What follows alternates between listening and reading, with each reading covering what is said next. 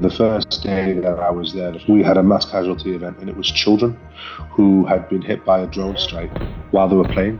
Just even playing is so dangerous in Gaza. The fact that you could get killed just for playing. And that's what really hit home, that Gaza, it was a death camp.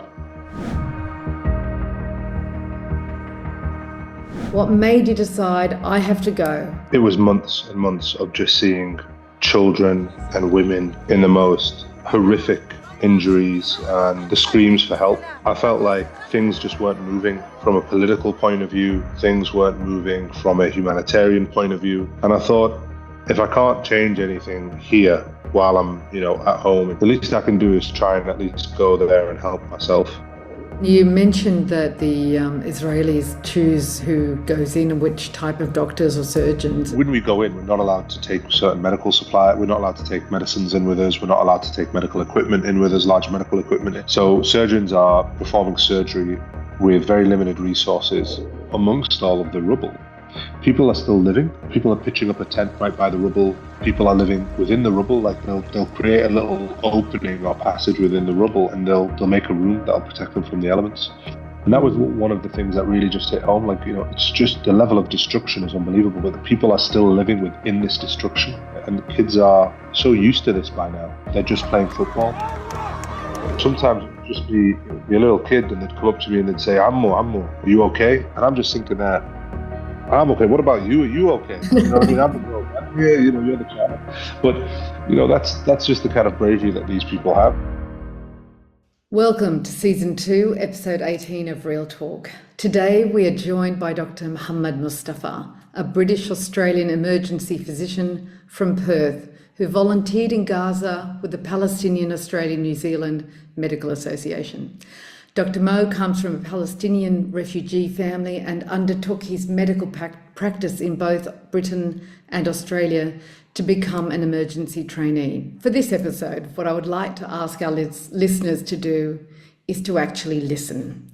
Throw out your preconceived ideas and your beliefs, throw out your politics.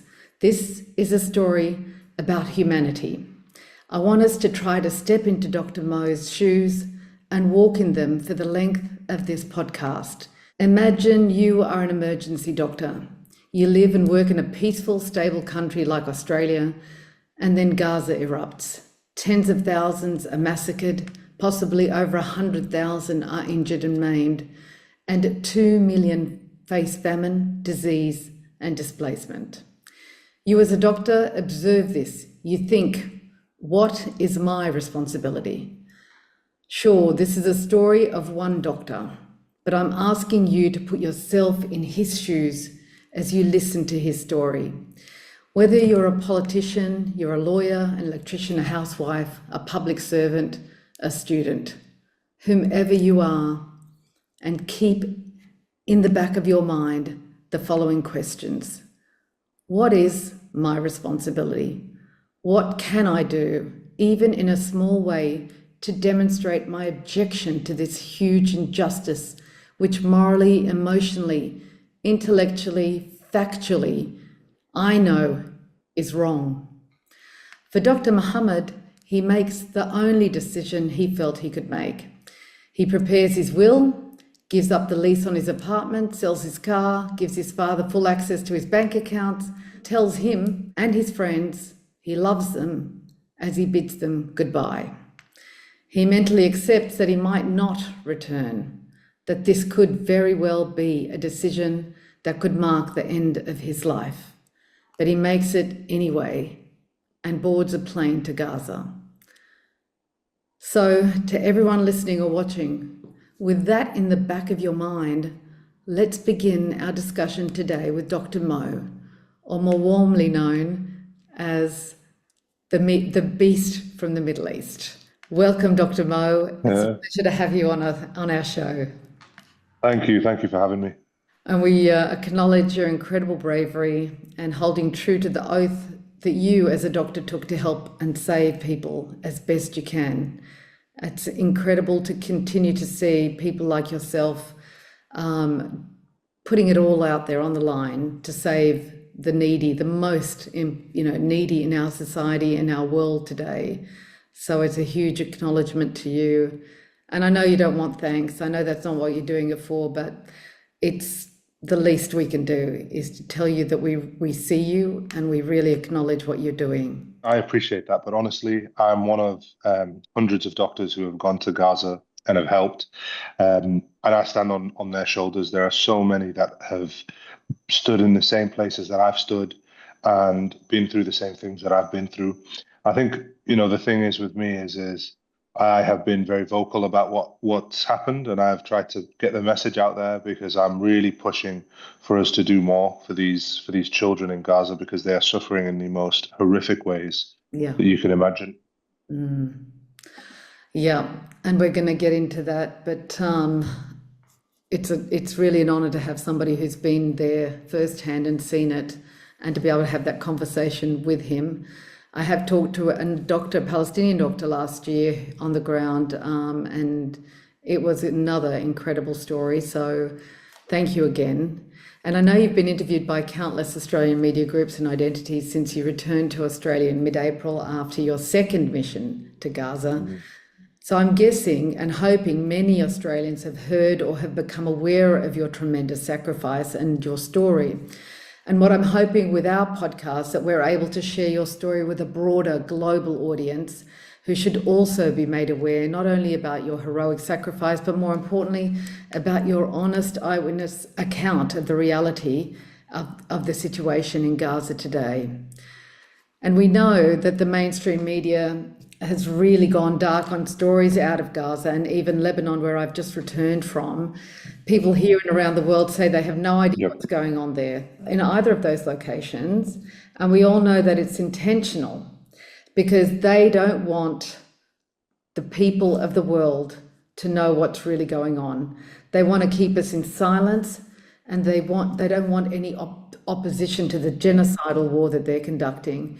And so what's important is that, we take these opportunities and we have alternative platforms like this, social media platforms, for us to continue to get the truth out. And everything that you're doing on your own social media platforms is a testament to that as well. So with all that in mind and our audience primed, let's start by asking you the question that I posed to our audience, and that is, for them to keep in mind what you've gone through, your story, and to step into your shoes. But I'd like to reframe it for you and ask you, as we start this conversation, what pushed you over the edge? What made you decide that feeling sorrow and sadness and protesting and marching, as millions of us are doing around the world, was just not enough? What made you decide, I have to go, I have to be there, I have to do more? Tell us about your position and that decision. Well, I think, it was months and months of just seeing children and women in the most horrific injuries and the screams for help. And I felt like things just weren't moving from a political point of view, things weren't moving from a humanitarian point of view. And I thought, if I can't change anything here while I'm, at home in Australia or in the UK or wherever I am, the least I can do is try and at least go there and help myself. And, I obviously have a skill set that's required over there. Yeah. And, that's why I went. I went because I wanted to make a change and I wanted to make an impact on the ground there with those people. And I wanted them to know that so many people support them and so many people are standing with them. And it was a very difficult process to get in. So, when I got in the first time, I was shocked and surprised because, not many people get allowed the green light to go in. And then the second time I went in, I was equally as shocked and surprised. But, every time I was just 100% committed on making sure I did the most that I could, and I was as much prepared as possible. So I was preparing for every scenario, hence why I, put my stuff in a storage unit the second time around that I went. I, gave all my details to my financial advisor and things like that, because I just said to myself, like, if I need to stay there for longer, I'll stay there longer. If, something changes or something happens, then I'm prepared for whatever it takes. And that was me mentally trying to get ready for whatever I faced when I went there. Mm. But I don't think anything really could have prepared us for what we saw both times that I was there. Before we go into that, just explain the process when you said you applied and you were surprised to get in there. Did you go across with Médecins Sans Frontières or which organisation? And what is the process, just logistically, to get our head around it? So it is a difficult process to get in. So you first of all you have to apply to an NGO that Mm. has access to get into Gaza. So there's very limited number of NGOs that actually bring in medical personnel, and there's a limited number of medical personnel that's allowed to go in every week and Right. allowed to leave every week. So you have to apply to get in, and you also have to apply to leave as well to get out. And there's limited bus seats to get you in, and limited ones to get you out as well. So once you apply to the NGO puts you forward to the World Health Organization and the UN. And usually, if you've got all your correct paperwork and everything like that, it isn't a problem with the UN or the WHO. Then Mm. after that, you have to get clearance from COGAT, which is the Israeli security, border security for Gaza. But the unfortunate thing about COGAT is they're the ones that really determine all the rules of, how many are allowed to go in, when you're allowed to go in, what you're allowed to take with you. And Mm. the rules change a lot, and it can change almost, a few hours before you enter Gaza. The rules can change of what you're allowed to bring in, what you're not allowed to bring in, the amount of bags that you're allowed to bring in. And they only give doctors clearance now. The last time that I went, they only gave us clearance about 6, 7 hours before the bus set off from Jordan to go into Israel. So, we had one doctor who'd flown in from Ireland to Jordan, and he'd taken a month off work for his month-long mission, and he got told 5 hours before the bus departed that he wasn't cleared to go in.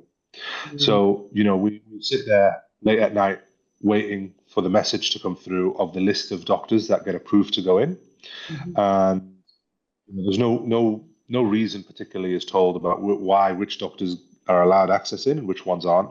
But usually it tends to be highly skilled surgical doctors. A lot of them don't make it in, Mm. or don't get access to go in. We never get told the reason why, but there's very few surgeons that get to go in. And then the process of going in, obviously, we have to have our security checks as we go in from Jordan to Israel, then our security checks again as we go from the Israel border crossing onto the UN bus. Once we get onto the UN bus, it's escorted via the military to the Gaza border, to Karam Shalom crossing in Rafah. And then from there, we get searched again, go through another passport control, and then we go into Gaza. Mm. And when we go into Gaza, we usually have to carry our bags, get our bags off the UN bus, because that doesn't cross into Gaza.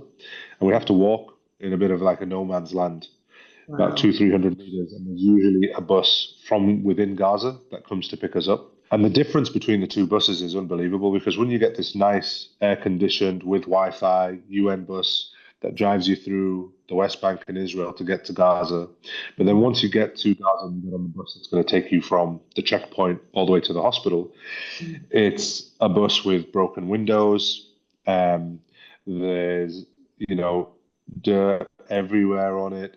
The wheels are flat on it. There's lots of sounds of the engines. It's not working very well, Mm. and that's the bus that takes you, and you instantly feel The the difference. difference in. Mm. Yeah, and then obviously once you drive in, because outside of Gaza is just farm.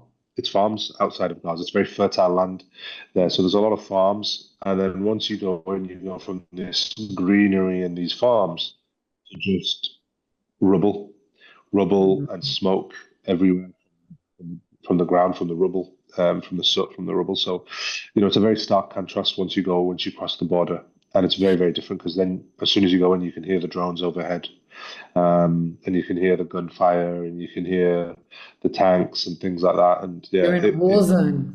You you, definitely know you you're really, in a war zone.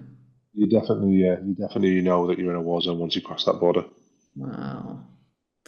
Wow, what a shock. But I mean, as a journalist, I look at it and I find it fascinating, and I have been to war zones. So, but if I can sort of detach myself a little bit, and I guess you're leaving as well too. I guess you're probably taking it in and thinking, oh my God, but yeah, to see the stark difference would have been, the first time would have been, um, wow, shocking, I mean, it but was, intriguing.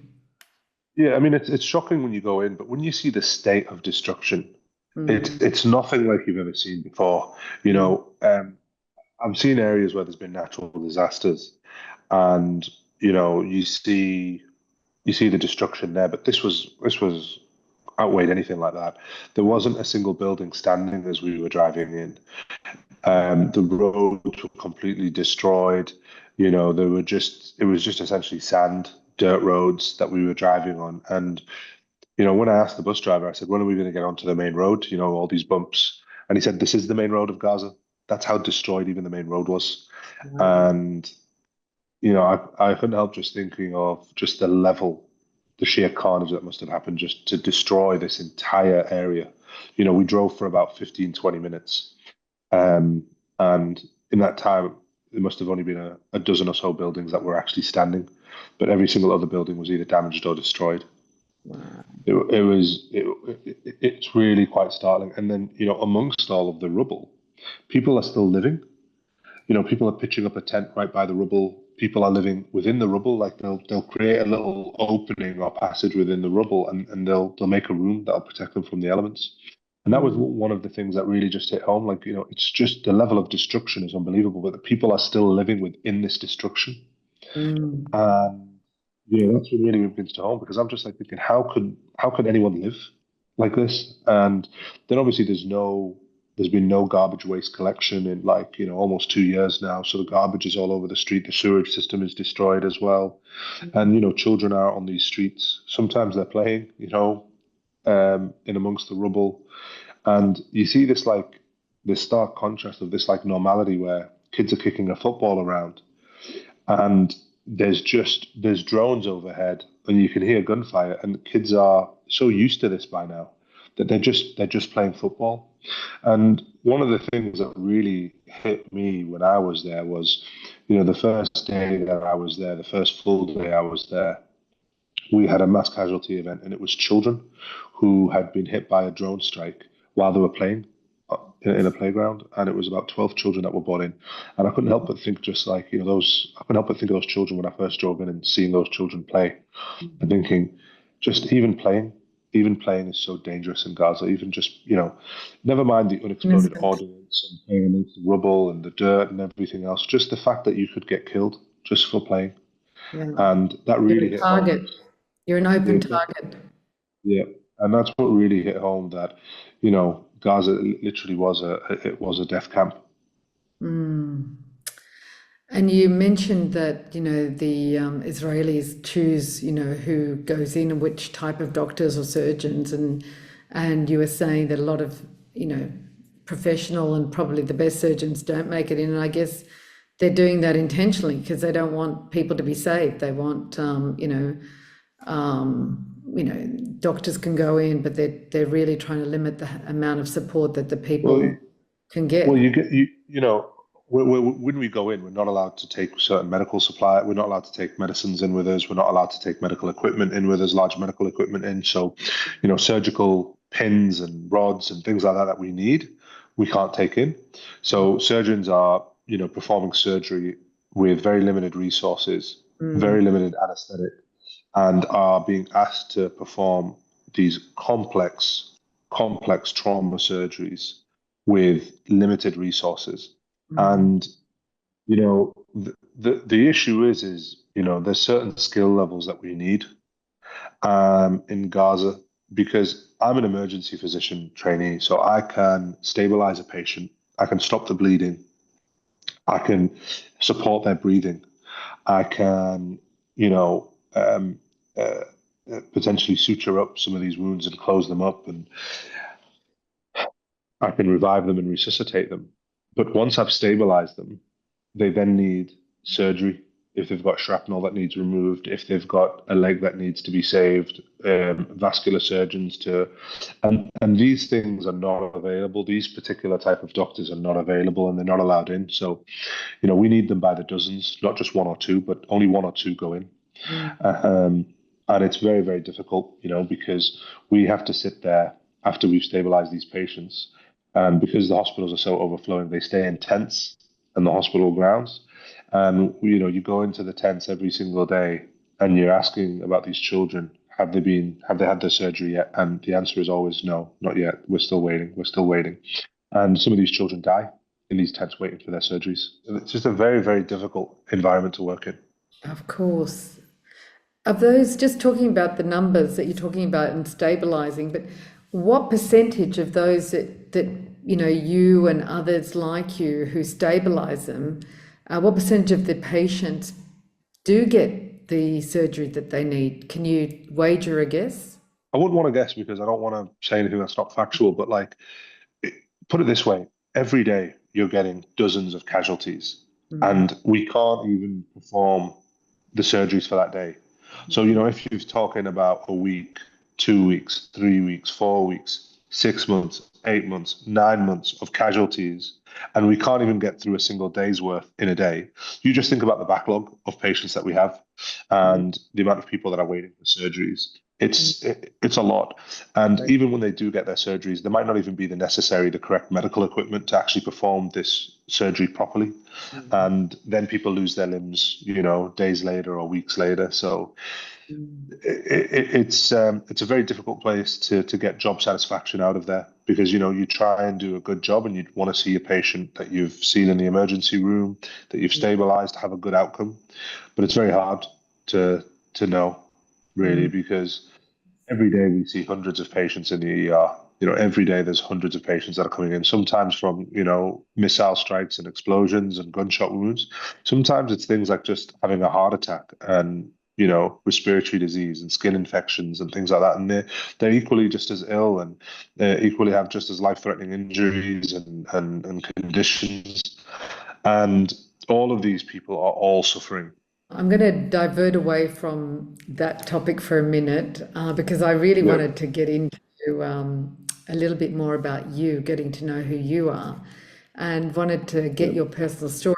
We know that your ancestry is Palestinian, and I know that your family, you were born in Mecca, I believe, and that your Yeah. mum was from Jordan, your dad was Yeah. from, I'm not sure where your dad's from, but maybe you can tell us, just So, so but we can get a picture of your yeah, family so when they left my dad, Palestine. my dad, yeah, my dad was actually born in Gaza, um, and my mum's grandparents who were also born in Palestine as well. But they were, they had to leave Palestine, and they went to the refugee camps in Jordan, and that's where my mum was born. My dad was born in the refugee camps in Gaza, and then his family eventually, most of them had to flee to go to Egypt. And that's where he grew up, and he was educated there. My mum was educated in Jordan, and that's where she grew up. I was born in Mecca, and my dad was working as a doctor there, and that's where I was born. And I left when I was 4 years old and moved over to the UK, and that's where I grew up. Hence the British accent. Yeah. So I grew up in the UK, had my education in the UK, went to medical school in the UK, and first started practicing medicine in the UK before I moved to Australia. And part of the reason why I moved to Australia was to do emergency medicine. The emergency medical training in Australia is far better than the UK, much more clinical procedures that you do. And that was something I always wanted to do because, this kind of disaster medicine was always something that I was interested in. And being able to do that and pursue that was something I always wanted to do. And then obviously the opportunity came, to go to Gaza. How long have you It been in was so, Australia now? 9 years or how about long? 8 years now, 8 years in Australia. Are you Yeah. staying? Is it going to be a permanent residency? Are you're Australian Yeah, citizen? so I'm an Australian citizen now. So I'm an Australian citizen. So I've got some Tim Tams over there in the corner that I'll be having with some tea soon. So, I guess I'm Australian like everybody else now. But Mm. it's a beautiful place. It's a wonderful place. I love, I love every. Right now I'm in the Kimberleys. I'm working in rural Australia, and I love that as well. And again, all of these things were really helped me when I was in Gaza because when I'm here, we don't have X-ray machines, CT scanners out rurally. We don't even have, the ability to do bloods on the spot. So you've got to be able to manage things clinically, Mm. and you've got to be able to do a lot of procedures on your own because you don't have outside support. And I felt like all of that really helped me when I was in Gaza because one of those skills from rural Australia actually transferred really well to help in a war zone. I just want to explain to my audience because a lot of them are not Australian. There's a lot that are all over the world. So for them, the Kimberleys Yeah, means nothing to them. The Kimberleys, we're talking about the Kimberley Ranges, which is in far northern Western Australia. yeah, Very remote, amazing yeah, landscape and environment, but yeah. it's highly difficult to get to. How did you get in? Did you get flown in, or do you get, was it by road or? Flown, flown, and then drove. Flown Mm, in and then drove. yeah, Drove a bit of the distance as well, but it's full of snakes, frogs, crocodiles. It's all here. So, I'm still not used to that part, but yeah, I love it. I love it. I love it. And I love, I guess the peace and quiet, yeah.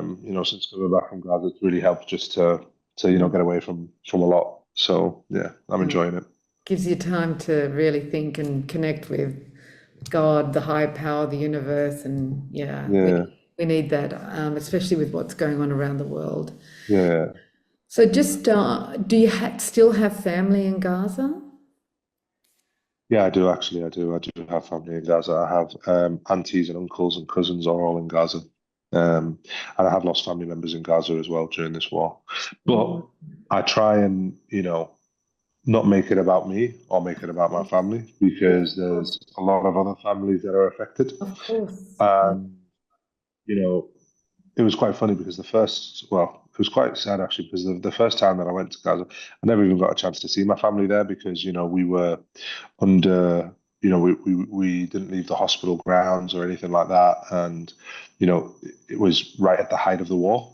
Mm, So, it was really dangerous, even mm, just leaving the hospital. And even this time was extremely dangerous because it got to a stage where like it just didn't matter whether we were in the hospital or outside the hospital. mm, Sometimes it felt like we were actually safer outside of the hospital because the hospital got, when I was there, there was about five hospitals I think that got bombed yeah, directly when we were there. yeah, From the Turkish hospital, Nafa Hospital, Al-Aqsa Hospital, the Baptist Hospital got destroyed. All of these hospitals got bombed, and when they weren't getting bombed, the areas around them were getting bombed as well. And it was just a very, very extremely dangerous environment the mm, whole time. There's nowhere safe, and nobody is safe. It doesn't matter if you're an international aid worker. It doesn't mm, matter if you are, working with the UN. These things don't matter because when we were there, obviously mm, the hospitals were bombed and doctors and patients were killed directly from missile strikes into the hospital. The mm, paramedics were executed when we were there as well, and they were buried with their ambulances. The yeah, Turkish hospital was completely blown up and destroyed. The UN safe house was bombed, and international UN workers were killed as well. And we had an international doctor who was also killed as well.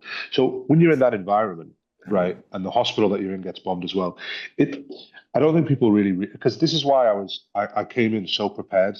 That if something happened, I wanted to make sure that I could just focus on my job because I knew if the hospital was going to start getting bombed, that I wanted to be focused on the patients and not focused on, hey, I need to call this person and give my goodbyes here because I didn't say goodbye or I love them, or I need to give my password to my father or tell him what to do with the house or this, that, and the other. I wanted all of those things to be ready. So then when something like this happened, that I was just ready to focus on the job at hand and whatever happened, happened. And then that's what I wanted to focus on. So it was a very, very difficult, environment to go into. cool, Um, of course. And, again, it's just a testament to your character, to be so strong and do what you need to do. And thank God he protected you, you were protected, and you were able to come home safely. And I know you're keen to go back there. And yeah, if you do, we pray that you will continue to be safe. yeah, Just I wanted to ask you also about, I know we keep going back and forth, but it's just getting to know you basically and listening to this story before we die, listening to the horrors of Gaza, but also getting to know the person, because I think people really like to know the kind of characters and people, the character that goes into is able to do something like what you've done and what those other doctors and other aid workers that keep go in there. But it's really getting to know the human side of you. I don't think like, I'm not anything special compared to a lot of these doctors that are in there. I mean, I was there. There was a doctor that had been to Gaza 6 times during this war. That's someone that's really special. There was, I remember when the bombings were going off, and a couple of the doctors, and these were Jordanian doctors, and one of them was an oncology surgeon, and the other was an anaesthetist, and they went to the north at 8 o'clock at night. So this is at night. You're not going to go out at night because there's missile strikes everywhere, and you know the visibility is a lot less, so you're more likely to get hit. And they went out at 8 o'clock at night to go from one hospital to another. Wasn't approved or anything like that, but they went there because they needed to perform surgery on this woman who had cancer, and he was the only surgeon that could do it. So they both went to go get this operation done. And they went at 8 o'clock at night in amongst the bombings and all the rest of it. And, there are volunteers like that that go into Gaza and are so brave in what they do. There are others that, understandably are a bit more scared and will tend not to leave the hospital grounds or, will stay in their rooms and will try not to interact with too many outside people. It Mm. depends on the type of person you are. I mean, I love going out to the markets and just living life like normal Gazans. And, I would always go out and try and get some sweets and coffees and things like that for the staff that were working in the emergency department, just as just as something to lift team morale, you Yeah. know, and things like that. And, I'd go for a haircut as well while I was out there. I'd go to the local barber shop and things like that. Obviously, and, sometimes I would go out with, I'd go out with the paramedics to transfer patients and stuff if they needed a medical escort. But obviously, these are all things that you do at your own risk. That's Um, and these are not necessarily things that are approved. But if, if, like, with those two doctors that went, it's a patient's life at stake.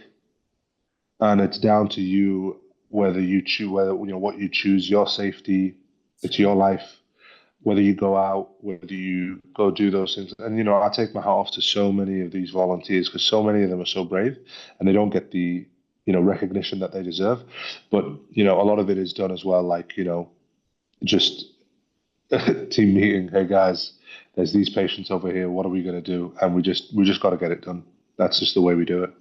Um, so I really don't like getting any accolades or anything like that because honestly, when you go over there and you see some of the heroes that are there, and even just some of the Palestinian doctors that are there, the Gaza doctors, I mean, they're infinitely braver than we are. mm. They're going from to and from different hospitals because they work at different sites. Then they'll take that journey, whether it's walking, whether it's via donkey cart, to get to those different hospitals and stuff. So, we might have done it a couple of times here and there. They do it They every do day. it every So, day. Yeah. they're the real This heroes. Yeah. doctor I interviewed last year, his name I think was Dr. Muhammad Atallah. I think he was at Al Aqsa Mosque. I don't know if you ever came Yeah. across him, but he was walking, he had to walk 1 hour to get to the hospital and 1 hour to get home. And then he'd also work at a clinic, which was another 2 hours away. And I'm just like thinking, oh my God. And I made him film on the road as he was walking so we Wow. could share it and show people. But Yeah. I hear what you're Yeah. saying about this incredible, and he's so positive. He's, Yeah. he's still there. God bless him. I message him and he messages me every now and then just to stay in touch. But I hear what you're saying. There's a lot of incredible people that, and I'm so glad you mention them and you talk about them because that's the way the world can actually hear about their efforts They're and the they're the they're the visions. real heroes. I mean, when the bombings were going off in the hospital and I was panicking, like I'm a human being and I'm, brought up in the West. I'm not used to these bombs. And when the bombs would go off, like, literally 50 meters away from where we were, 100 meters away we were, and the room would be shaking and the roof tile would fall, I'd be a bit panicked. And Yeah. sometimes it would be a little kid, and they'd come up to me and they'd say, "Ammo, Ammo, are you okay?" And I'm just thinking that I'm okay. What about you? Are you okay? You know what I mean? I'm the grown man here. You're the child. But that's just the kind of bravery that these people have. So when you go over there, even if you're not brave, you'll become brave just by being around such brave people. Mm. I don't want to equate it in any way, but it's, Lebanon and Lebanese and what they've been through with the war and then everything. They're the same mentality. I've been living in Lebanon for the last 3 years back and Yeah, forth. With the bombings last year, it was terrifying for a lot of my friends in the south or in the yeah, Bekaa where there's constant bombing. But to other people in Lebanon, like in some areas, it's like, yeah, yeah, we're still going out for drinks, we're still going out tonight, going to dinner. Like they just yeah, have gotten so used to it. yeah, It's obviously a very different scenario that we're talking about, but the way yeah. that they've adapted, and I guess, nothing, the decimation of Gaza is, Lebanon copped it during the civil war, but what's happened to Gaza is nothing. I don't think it's possible to Well, I just think compare it to anything else. it's the mentality of the people. I mean, you live in that, the people that live in that region of the world are so used to these conflicts that if Yeah. they are governed by logic and emotions, they just wouldn't live anymore. So Mm. people just continue to choose to live. And I think that was one of the most, surreal experiences was just, seeing how bombs would go off and children would still be playing. You know what I Mm. mean? As bombs would go off, they'd still play. And life just goes on. But this is not a life that anyone should live. And even Yeah. though they're used to it, and even though they have almost accepted it, we should still continue to advocate for them and Yeah. hope these people live one day in safety and freedom like everybody else. Yeah, 100%. I just do want to go into the two trips that you made and just to get an understanding from you. Like the first trip was obviously, was it in June last year that you first went on the Yeah, first trip? yeah, yeah. And June and last then year. your second trip, I mean, what was the comparison? Because and you were there for major events historically and reportedly, both trips, major Yep, things happened. I think the first yep, time you were there when the four hostages were rescued and there was a yes, massive yep, bombing and attack by the IDF. And the second time yep. you were there during when the 15 Palestinian paramedics were massacred Yeah, and buried. yeah, I don't know whether I'm a bad omen or not, and I don't know whether I should stop going because of that. But I was there during some of the worst atrocities that had happened. I was there during the time when the four hostages were rescued, and in that rescue attempt, one, there was hostages that were killed rescuing those hostages, Mm. which doesn't get talked about enough. And two, Sorry, I there was missed that. Which was also, what? which doesn't get talked about enough. Right. you know, that, their lives also get put at risk for these kind of operations. But it Yeah. was just the sheer destruction that we saw of human life that day. There was, I think, about 1,300 dead and injured that day alone. And there was Um, only about, this was at the height of the war. And all of these people came to our hospitals, and it was just bodies just lined up, and it was very very difficult that day, and the fear as well that created within you could feel it. It was palpable around the hospital because what everyone was worried about was like, is this going to happen now every day? Are they going to kill 1,000 people to release one person every day? Are they going to you know are they going to do this over and over again? And considering that they'd already had loads of mass casualty events, for this one mass casualty event to inflict that level of panic in society, yeah. that particular, rescue operation, just the level of human carnage that we saw was was horrendous. I thought I would never see anything like that again. Um, but the first night that the ceasefire broke, the second time I was there, when there was like 200 children killed in the first couple of hours, that was something else. That was, because most of them came to my hospital, and we just had dozens of children from little 2-month-old babies to 12-year-olds, 5-year-olds, 6-year-olds, in the most mutilated bodies that we'd seen just being brought in. Some of them wouldn't even be brought into the hospital because their bodies were just so mutilated. They were just left outside on the street as more bodies were arriving. It was really one of the most difficult nights, I think, of my life. Just the pace of how things were moving, and just the bodies that we were seeing, and the level of injuries. And we weren't prepared that night because it was during a ceasefire, so there was only 3 doctors on at night. And then obviously there was the international doctors that were sleeping in the hospital. So we all came down when we started hearing the bombs going off, and there just wasn't enough. There just wasn't enough doctors. There was just, those 3 doctors and the international. But this is again to show you the bravery of some of these doctors. Within a couple of hours, other doctors had arrived.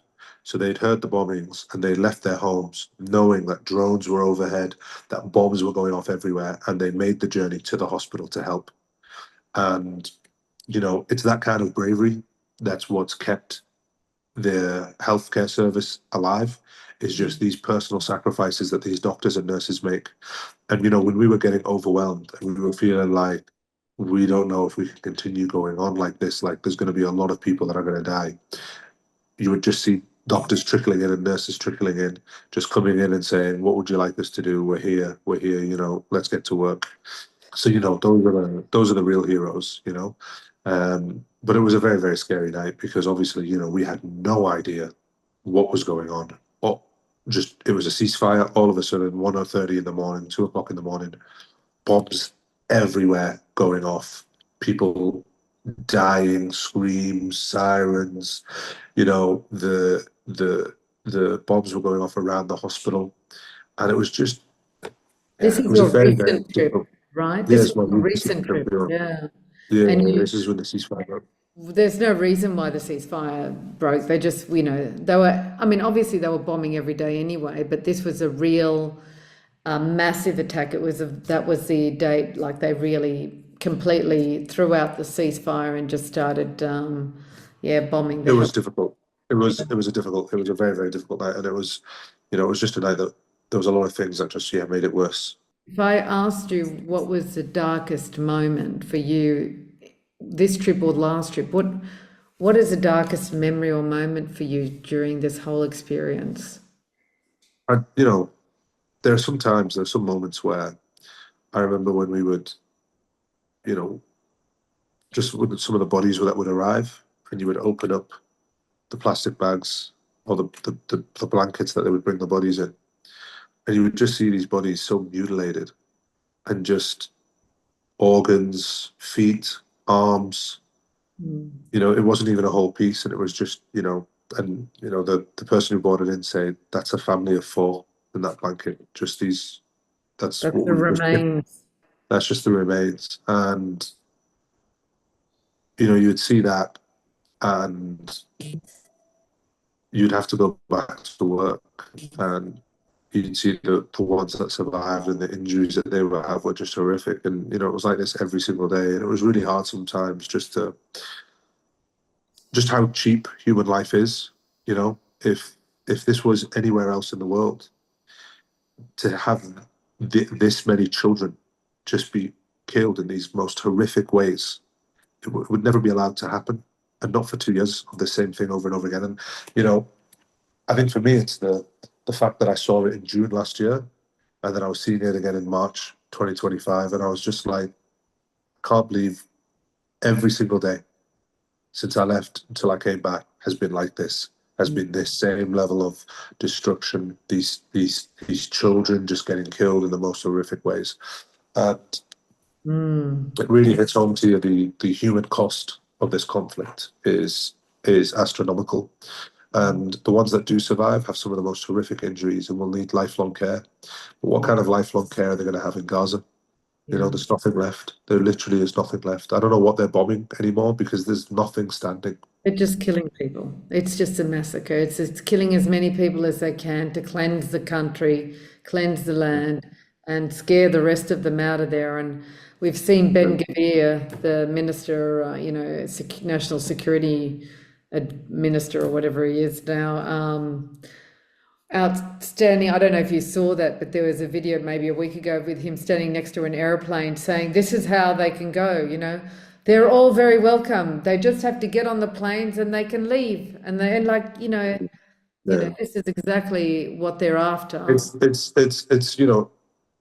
seeing a plane and saying they can leave if they want to leave, because that's what he's saying. If they want to leave, they can leave. Here's the plane. But when you're there in Gaza, it's like it's not even a choice.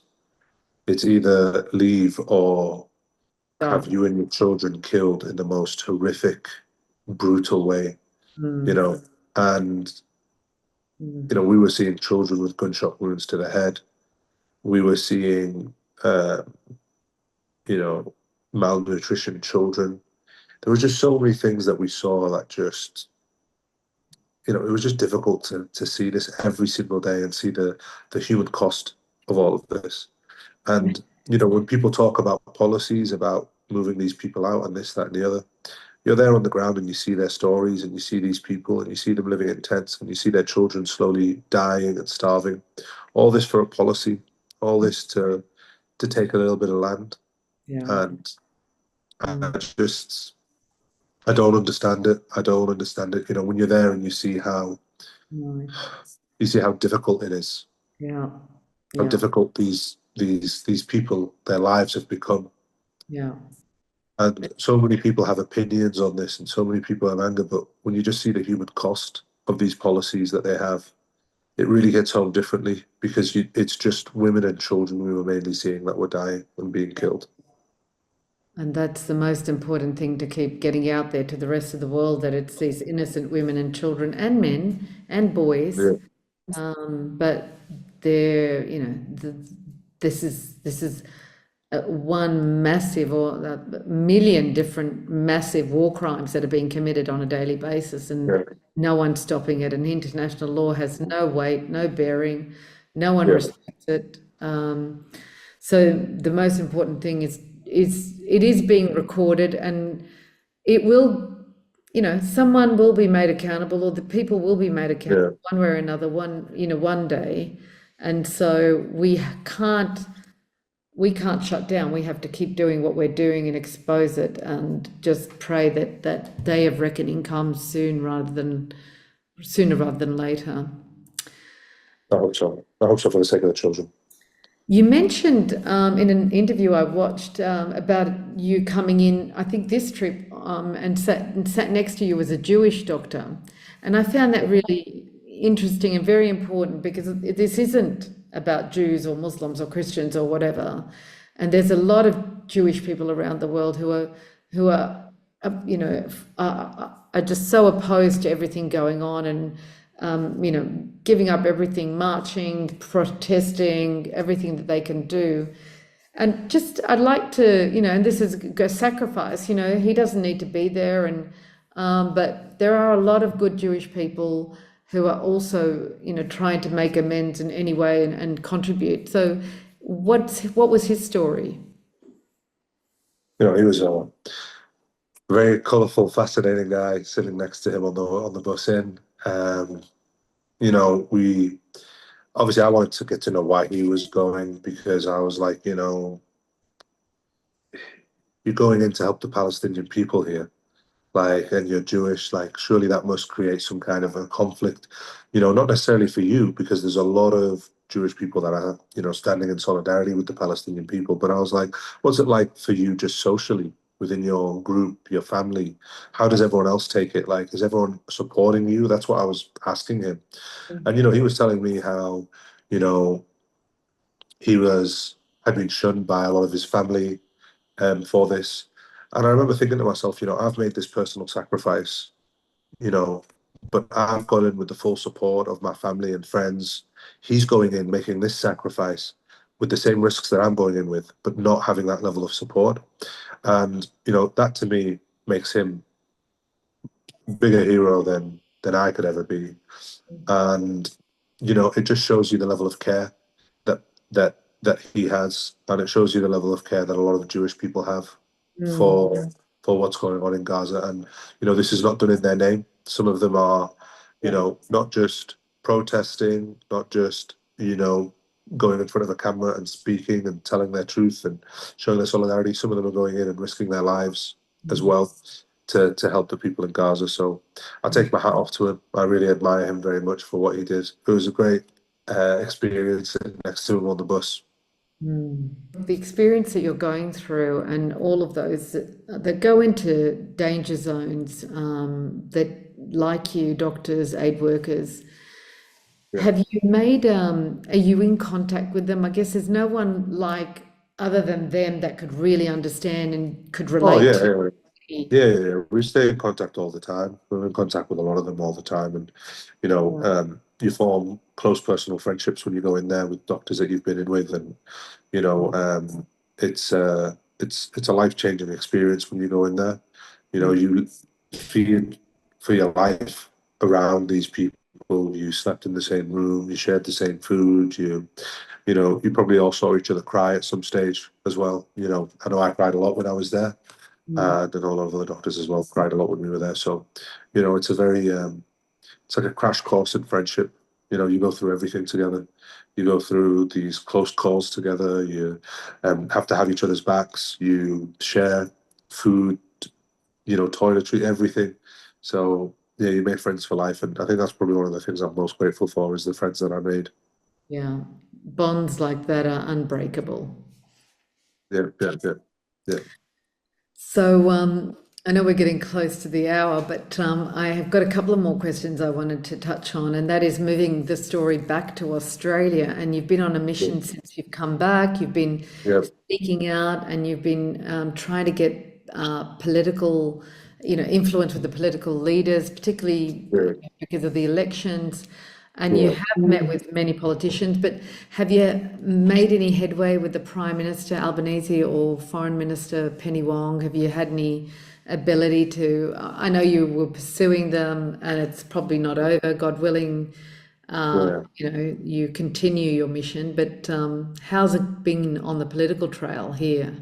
Yeah, I mean, look, a lot of things have happened behind closed doors that I can't really talk about, but a lot of things have happened behind closed doors. Um, because of the election, I think no one wants to no one wants to take too many risks, I think, before the election. But I have met a lot of politicians, openly met a lot of politicians as well as ones behind closed doors. And look, all I'm trying to do is just improve the humanitarian situation. I'm a doctor, so I'm trying to heal.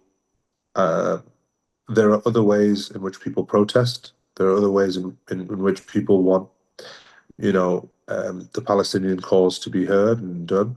And I totally respect so many people for what they're doing and the sacrifices that they make. But my mission is the humanitarian side of things, and my mission is to try and give these people in Gaza dignity when it comes to healthcare because it's their human right, and I'm trying to advocate for them. And that's what I'm trying to advocate with the government is that instead of just throwing money at big organizations and Mm. just taking a step back, I want to see more active role in the government. Let's get a hospital there. Let's get an Australian field hospital there. Let's actually save lives under the Australian flag in Gaza rather than just throwing money out there. Let's work. You know, the Israelis are, allies with Australia. So let's work with our ally and work with them to try and allow humanitarian aid to get in, which is part of international law, and give it to these children who are completely innocent in all of this. And let's give them back their dignity. Let's give them back their human rights. And let's humanize them again. Because once we humanize them, the killing will stop. But we've got to humanize them first. So that's what the mission has always been. And it's been to try and get politicians to understand that there won't be forgiveness for what's happened in Gaza. It might be okay now, but in 5 years' time, in 10 years' time, all of them will be saying, I was always against the war, but they didn't speak out about it. And what we can do is we can do something that can start building bridges between communities, which is when we are healing children on the ground and Australian doctors are there saving children's lives under the Australian flag. That will act like a heal. That will heal this country and it will heal the division between communities. Once we see that, even though we can't stop the bombs and we can't change the political landscape over there, what we can do is we can feed people and we can heal them. So that's what the mission is. That's what I've been trying to campaign and do. And I think a lot of people from all communities are very receptive to that idea. And that's what I'm just going to keep pushing. That's beautiful. That's wonderful. What a great message and what a great mission, honestly. Mo, that's a beautiful, Yeah. and I think it sounds wonderful to, the whole idea of having an Australian hospital and under the Australian flag healing Palestinians. I just pray and hope that that will happen and eventuate one day. I think it's a Yeah. brilliant idea. So keep Yeah. pushing it, whatever we can do to help promote you and support you and, tell the world about it, we will. Yeah. So for now you're back here, but Yeah. is a there's still a part of you that would love to continue to go back there and help again, I guess. Is there? Yeah, yeah. Well, no, for sure. I'm definitely if it arises, I'll be back. I'll be back in a heartbeat. So, Mm. there's hopefully I'll be there soon. Hopefully. Well, we'll, keep us posted. We'll follow your story. Yeah. And I've thoroughly enjoyed having this conversation with you. I want to finish by asking you one question. How Yeah. did you get your nickname, the Beast from the Middle So East? I used to play professional rugby when I was at medical school, and a lot of the times the guys would, because I'm a big guy, and I used to You're a run big with the ball a boy. lot, and I used to score a lot of tries doing that, and I got the name playing rugby. Everyone used to call me the Beast from the Middle East, and then it kind of just stuck, and it was my Instagram handle, and it was kind of like a joke, but as the years went on, it just kind of became a thing, and that's where I just got the name the Beast from the Middle East. It was because I was a beast on the rugby field. The gentle beast, the beautiful Yeah, beast. thank you Well, so that's a much. great story. So you don't play rugby anymore? I do a lot of other sports and stuff like that. I do a bit of mixed martial arts and I do jiu-jitsu and things like that. So I still try and stay active. I haven't been active the last couple of years as much as I'd like to be. But, I've had a couple of injuries. But hopefully, the mission now is to get this done. And then after I get the hospital, then I'll start looking after myself again and I'll start getting back in shape. I know. No, you look great, and God bless you. It's been an absolute honor for me to have had this conversation with you. Thank you very much for giving us your time, and Thank enjoy the you. quiet of the Kimberleys. It's one Thank place I you. would love to go to one day. Yeah. Thank you. Thank Thank you you very much. very much. Thank you for having me. Thank Take you, care. Dr. Mo. Cheers. Cheers. Bye-bye. Thank you for tuning in to another episode of Real Talk and experiencing firsthand the real stories told by real people. I hope you found value and meaning and encourage you to subscribe to my YouTube channel or wherever you get your podcasts. Your ongoing financial support is vital to our ability to continue delivering these stories, so please remember to click on the donate button in the description, giving only what you can afford. I spent my whole life giving my time, money and skill to serve human rights and social justice causes, and I know it's not easy to keep giving selflessly. But this work is important because the mainstream media has failed to live up to their obligations. So we need to step up, speak up, or we're no better than them.